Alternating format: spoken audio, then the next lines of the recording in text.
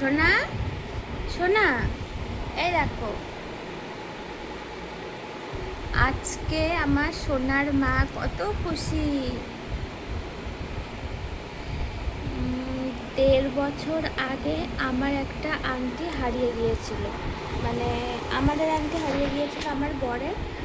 তো ওটা 1.5 বছর হয়ে গিয়েছে। তখন আমার বর অন্য থানায় পোস্টিং ছিল, এখন এখানে এসেছি। তো তখন আমি সেখানে ছিলাম না, তার আগে ছিলাম।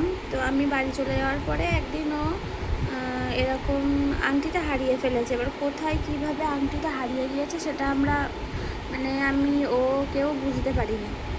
অনেকটা খোঁজাখুঁজি হয়েছে, রুমে সমস্ত জায়গায় খুঁজেছে, কিন্তু কোথাও পাইনি। এবার আমি তো জানি ওটা হারিয়ে গিয়েছে। আজকে হঠাৎ এখানে বাক্সগুলো পড়ে রয়েছে, বাচ্চা থাকে আমার, আমি সব কাজ তো করতে পারি না। এবার যখন যেটা সুযোগ পাই সেই কাজটা করি। এবার এখানে আগে একবার এসেছিলাম, এখন এসেছি। আসার পরে আজকে সকালে অতটা কাজ নেই বলে আজকে ওই বাক্সগুলো একটু চেক করছিলাম যে ওর মধ্যে কী আছে। আগের যে রুম ছিল সেই রুম থেকে এই রুমে এসছে, বডি সব গুছিয়ে নিয়ে এসছে, আমি তো আর হাত দিইনি। তো আমি আজকে হঠাৎ করে ওই বাক্সটা একটু টাইম হয়েছে বলে দেখতে গিয়েছি। তো গিয়ে ওখানে আমার ছোট ছোট বাজারের ব্যাগ প্রয়োজন। তো বাজারে যখন যাই ব্যাগ খুঁজে পাই না, প্লাস্টিক এরকম নিয়ে চলে যায়। 10-12 দিন হলো এখানে এসেছি। তো বাড়ি গিয়ে আবার আনবো, এখানে তো নেই অত ব্যাগ। এবার ও হঠাৎ বাক্সে একটা ব্যাগ পেয়েছি বলে ওই ব্যাগটা ওই পেপার থেকে বের করছিলাম, বের করেছি, ঝাড়া মেরেছি, তখন দেখি সেই আংটিটা পড়েছে। মানে এখন এত সোনার দাম।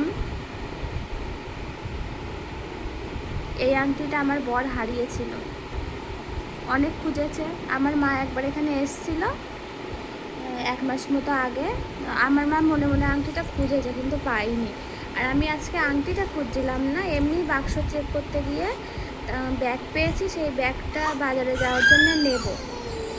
কী হলো না, সেই বাজারে যাওয়ার জন্য ব্যাগটা নেব, ওই জন্য বের করেছি, এই আংটিটা পেয়ে গেছি। এখন যা সোনার দাম, আংটিটার দাম অনেক।